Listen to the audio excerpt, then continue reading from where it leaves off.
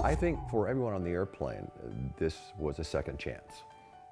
There is an heroic pilot who saved himself and approximately 154 other passengers this afternoon. We've had a miracle on 34th Street. I believe now we've had a miracle in the Hudson.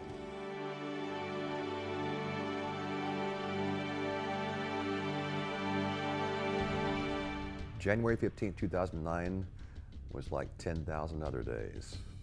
Until 100 seconds after takeoff, we encountered a large flock of Canada geese.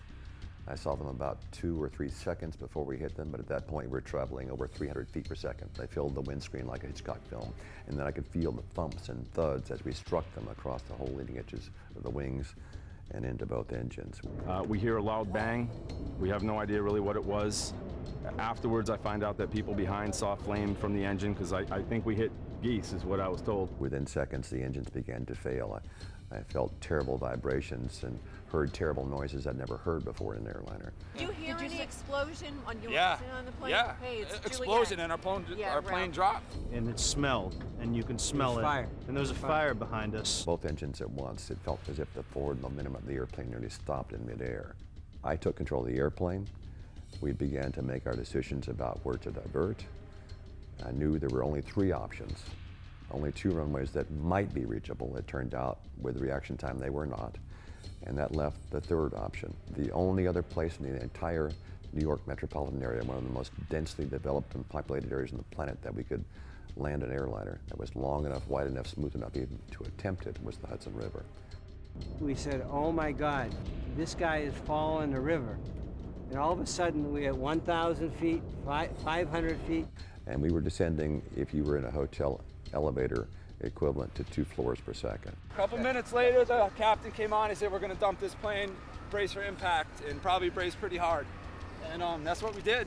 I made my one announcement in the cabin about 90 seconds before landing. So I said, this is the captain, brace for impact.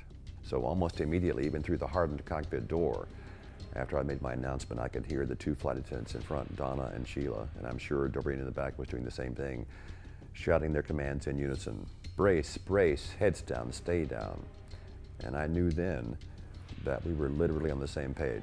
It would appear that the pilot did a masterful job of landing the plane in the river and then making sure that everybody got out. If I misjudged this height even by a fraction of a second, if I did it too soon, we'd get too slow and drop in. If I did it too late, we would hit nose first, going down too far. So in the last 4 seconds of the flight, starting at about 100 feet above the river, I began to pull the side stick back to raise the nose, pull it back, further back, until it was fully aft, and hold it full aft to keep the nose up as much as I could as we entered the water. And we hit hard. It was a hard landing. We were hitting that Hudson River with full impact, and it went boom. And then we stopped. Just as we stopped in the water, right before I unstrapped and opened the cockpit door to shout the word evacuate into the cabin, our first officer, Jeff, and I turned to each other in the cockpit at the same time, and the same word said, well, that wasn't as bad as I thought. The New York waterway ferry operators saw us from their New Jersey terminal. They radioed their vessels to head toward us without awaiting any official notification.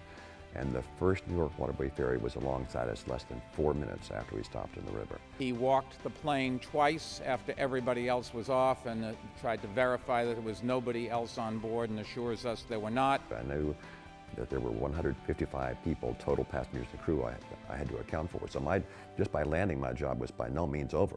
I was responsible for everyone until everyone was safe and accounted for. If you want to talk to a hero, get a hold of him, because that's the hero in this whole deal. You know what?